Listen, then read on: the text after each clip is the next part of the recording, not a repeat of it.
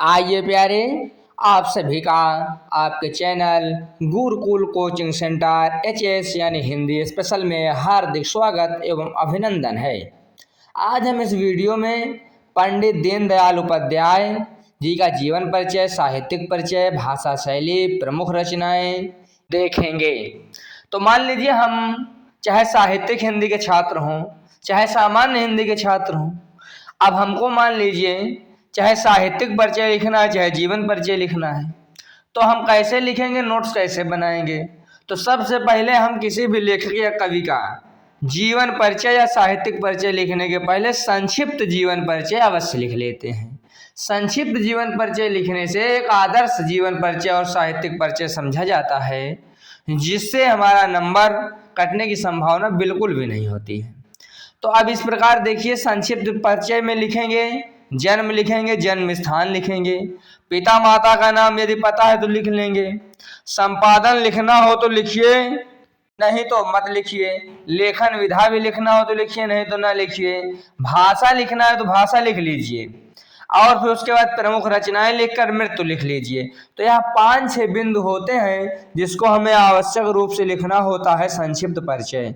और इतना हमने याद कर लिया तो हम आसानी से जीवन परिचय चाहे साहित्यिक परिचय जो भी लिखने को हमारे परीक्षा में या हमको लिखना है वो हम लिख सकते हैं। तो जीवन और साहित्यिक परिचय लिखा हुआ है।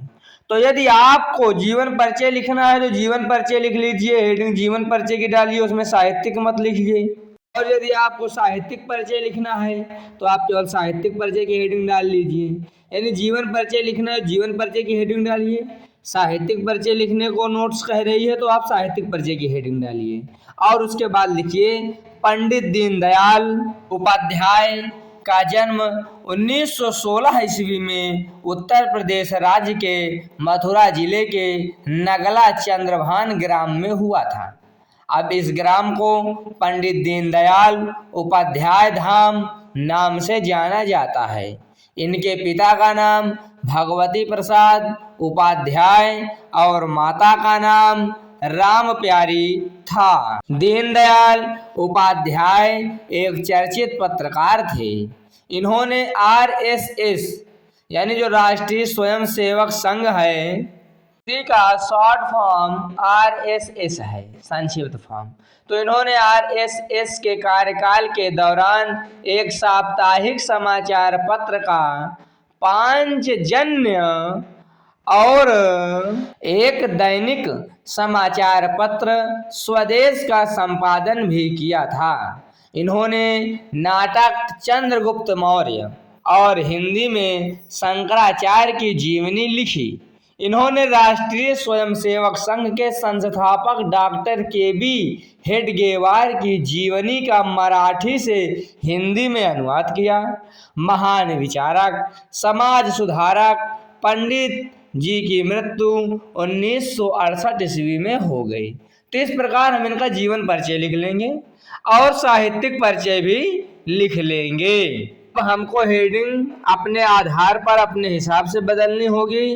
अब आपको जीवन परिचय लिखना है तो जीवन परिचय की हेडिंग डालकर इसको लिख लीजिए।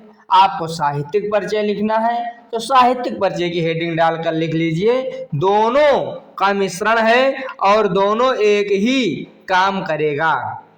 तो अब इस प्रकार हम आगे इनकी भाषा शैली भी देख लेते हैं, क्योंकि भाषा शैली भी पूछ लेता है।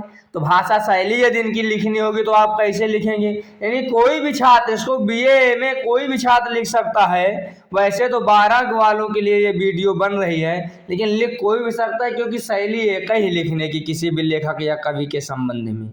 तो भाषा शैली लिखिए कि उपाध्याय जी की भाषा जन प्रचलित आम बोलचाल की भाषा खड़ी बोली रही है।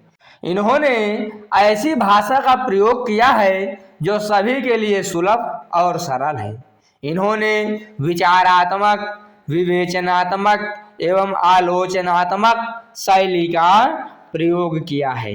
इस प्रकार हम भाषा शैली लिख लेंगे। इसके बाद इनकी कृतियों का उल्लेख हमको करना पड़े तो कैसे करेंगे। कृतियाँ यानी रचनाएं, प्रमुख रचनाएं, प्रमुख कृतियाँ, कुछ भी पूछे तो हम इसी प्रकार लिखेंगे तो हम कृतियों की हेडिंग डाल लेंगे कि प्रमुख कृतियां, और लिखेंगे कि सम्राट चंद्रगुप्त, जगत गुरु श्री शंकराचार्य, एकात्म मानववाद, भारतीय अर्थनीति, राष्ट्र चिंतन, राष्ट्र जीवन की दशा, राजनीतिक डायरी, दो योजनाएं आदि। इस प्रकार हम इनकी रचनाओं के बारे में लिख लेंगे और यह वीडियो इस प्रकार करते हुए समाप्त हो रही है। आप सभी का वीडियो देखने के लिए बहुत बहुत धन्यवाद। आप गुरुकुल कोचिंग सेंटर से जुड़ जाइए, आपको यहाँ पर हिंदी से संबंधित समस्त सॉल्यूशन प्राप्त होने वाला है।